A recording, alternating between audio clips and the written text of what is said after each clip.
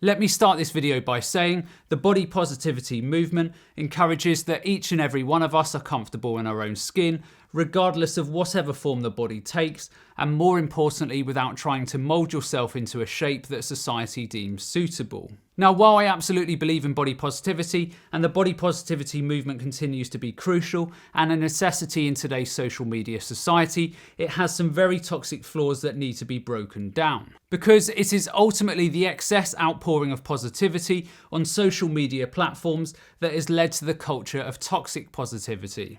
And what really grinds my gears about toxic positivity is that it is based on highlighting only a person's positive aspects of their life. And on the flip side of this, toxic positivity seeks to dismiss or reject any negative emotion that all humans, in my opinion, should be subjected to at some point in their life. This, after all, is human nature, and negative emotions and experiences are what allow us to grow as people. So in today's video, I want to talk you through body positivity and how toxic positivity has hijacked this in recent years and months. Now, to some, this may be triggering or controversial, and this video is not intended to be either. But what I hope that it provides is an alternative, insightful viewpoint. And very quickly before we jump into the video, just a quick reminder as always that I'm now offering the SIBO, organic acid, stool tests and consult via my website. So if you have any health or digestive problems, then consider taking these tests, as they will provide a lot of very detailed information upon which you can start making informed decisions and then start getting your health back on track. And on that bombshell, to the video. Now, these topics really come to the forefront in 2018 when Tess Holliday, a plus-size model, appeared on the front cover of the Cosmopolitan magazine. Now, this in itself wasn't controversial, and it's great that some of these types of fashion magazines are now depicting the reality of all different body types and shapes in society that exist today, and this should be applauded. The controversy in this story came from the magazine and Tess Holliday, essentially saying that obese and morbidly obese people can be perfectly healthy. This article, similar articles, and many social media influencers who are plus-sized then started to put excess pressure on the body positivity movement, suggesting that women, and to a much less extent men, should always feel comfortable, happy and good about larger body sizes, regardless of where a person's health status is tracking. And herein is where the problem lies. While the notion that everyone should love their bodies, regardless of health outcome, may strike a chord and empower some, the speed at which we all develop being comfortable in our own skin varies from person to person, as does the rate at which someone develops self-esteem.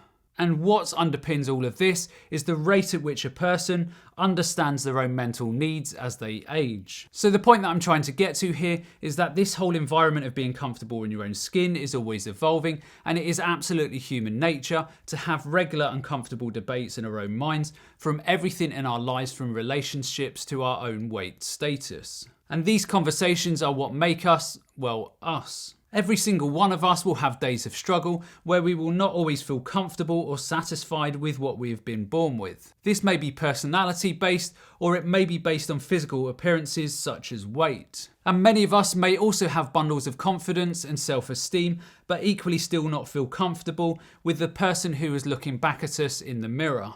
One of the biggest issues that I've seen over recent years on social media is the propaganda that is driving everything. And much of this propaganda is fueled and shaped by activists and social media platforms 24 hours a day. And for many who are vulnerable to propaganda for weight issues, it can be particularly overwhelming. So like I said at the start, while body positivity is a necessity to help people break through social pressures on how they should look, a person can only truly feel comfortable in themselves if they have taken the time to develop their self-esteem in a progressive way.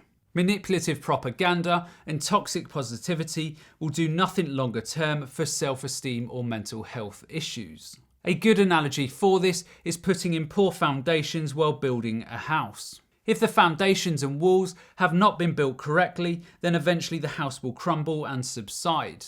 And this is the same principle with self-esteem and also mental health. If you are being propped up by a propaganda movement like toxic positivity, that fails to acknowledge that it is normal for a person to have negative conversations with themselves and their internal walls of their house have not been built on solid foundations, then a person may be fine now, but eventually crumble as their mental health and physical health collapses over time. And then we come to my biggest issue with all of this, and it's the crossover between body positivity and physical health. Body positivity and toxic positivity suggest that every single body is beautiful and that every one of us should accept this. The issue with this mindset, though, is if a woman is obese, for example, generally speaking, this will be directly related to her lifestyle. And yes, in some, genetics, microbiome, and mental health variables are at play. But generally speaking, if a woman or man is obese, it is directly connected to their day-to-day lifestyle. It is really not rocket science. For the vast majority of people who eat healthy, drink plenty of water and exercise, they will have an athletic or slender body. On the flip side, if a person eats a poor diet, drinks fizzy drinks and has a very sedentary life, then they will be at a significantly increased risk of being overweight and obese and also being subjected to all of the associated diseases such as diabetes and also heart disease. For me, as somebody who promotes a healthy lifestyle, this is where I'm led into hating the body positivity movement. Advocates of the movement would suggest that we should accept the body in any form, regardless of the body being overweight and riddled with diabetes and heart disease. Now, clearly, I don't think that anyone would disagree that if something cannot be changed because we inherited those genetics, such as height or my wonky nose, for example, then it is good that those things are accepted as they are. And this is true body positivity. But why on earth should we just accept an obese body type that may be very unhealthy? Surely in this situation, where healthy and positive change can be applied,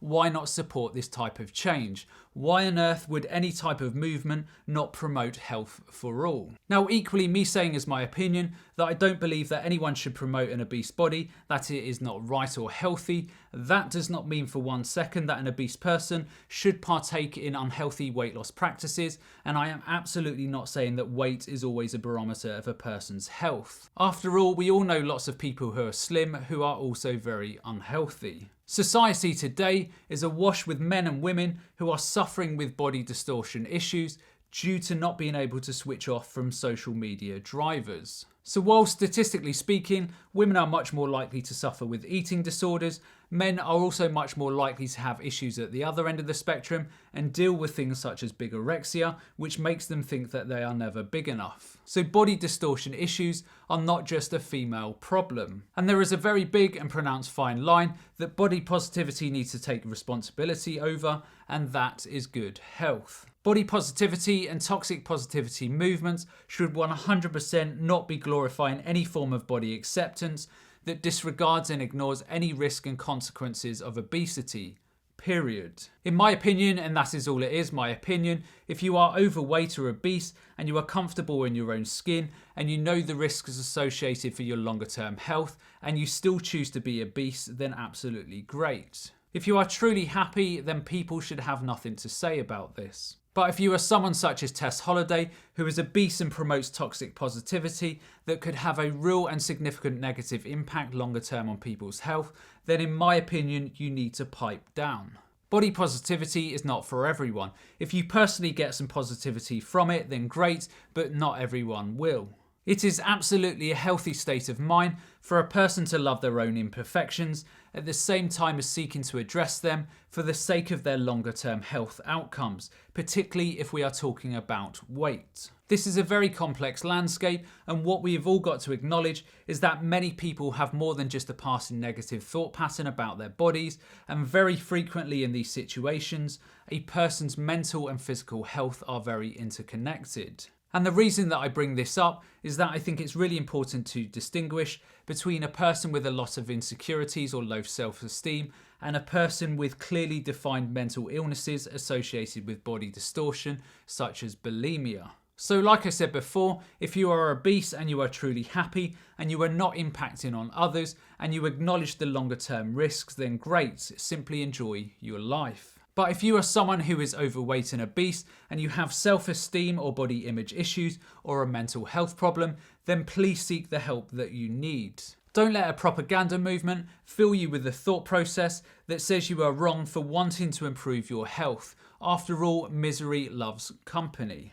Look at what this movement did to Adele when she lost weight. She got so much criticism for wanting to lose weight and get healthy. And this is everything that is wrong with the body positivity movement. Anyhow, that's the end of today's video. If you enjoyed this one, then be sure to check out this one up here because I'm sure you'll find it equally interesting. And the only other thing that's left for me to say is to remember to look after your body because it's the only place you have to live. And I'll see you next time.